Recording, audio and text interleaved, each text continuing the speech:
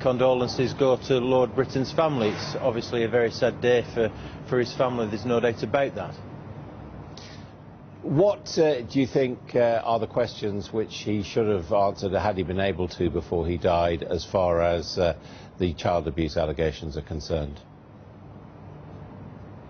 Well, there are a number of questions that Lord Brittan clearly needed to answer. First and foremost, they needed to tell the inquiry that's still not got underway properly what he knew with regard to the abuse allegations that were circulating in the 1980s. We do know that Leon Brittan met with Geoffrey Dickens, the Conservative MP, who created a dossier and campaigned on child abuse issues. He met with him, received that dossier. What was in that dossier? What did Geoffrey Dickens have to say to him? The dossier allegedly makes a number of points about abusers who were circulating in and around London at that time, and what we now know is that we'll never get to the bottom of that, because one of the key witnesses for the overarching inquiry into child sexual abuse has passed away, and that's sad not just for Lord Brittan's family, but also sad for the survivors of child sex abuse, because they would have hoped to learn more from what Lord Brittan would have had to tell them at an inquiry.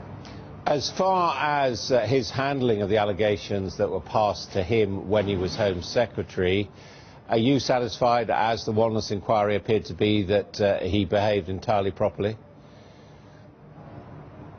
I'm not convinced by that. I think what Leon Brittan had to say whilst he was alive with regard to the dossier and what went on during the 1980s was wholly inadequate. It was very limited what he had to say about it. The allegations around this type of abuse have been circulating for a number of years, and he could have taken the opportunity to share his knowledge in some detail in terms of what had gone on during the 1980s when he was the Home Secretary, but he never did that. With regard to the Wanless review, which was commissioned by the Home Secretary back in July, what we've now learnt is that was wholly inadequate. The Wanless whitewash, as it's become more commonly known, because not all the documents were found. Indeed, one cropped up earlier this week that showed that Margaret Thatcher, or suggested that Margaret Thatcher was aware of some of the abuse that was going on in a report that was passed to her.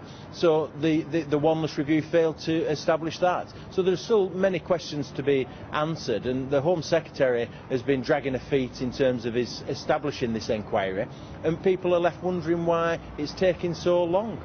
And indeed, we had a debate on the government's failure to progress the inquiry just this morning in Parliament, and the Home Secretary was dithering and not being clear in terms of what success this inquiry would have or when it would actually be established, and we're left wondering. If she didn't know this morning that there needed to be some urgency around this inquiry, she certainly knows it this afternoon, because we've seen the death of a key witness who would have appeared before that inquiry.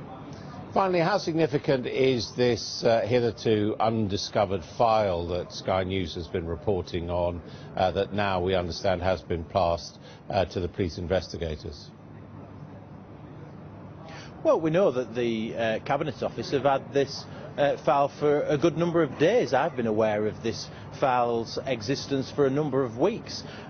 So we're aware of the document, and why they can't establish whether it's a new document or what's in it, I think is unhelpful and leads us towards wondering what the Cabinet Office and indeed the Home Office are doing about these issues. What they should now do is perhaps redact some of the document if it is sensitive, but publish the document so that we can see for ourselves exactly what it contains and whether it's of any importance.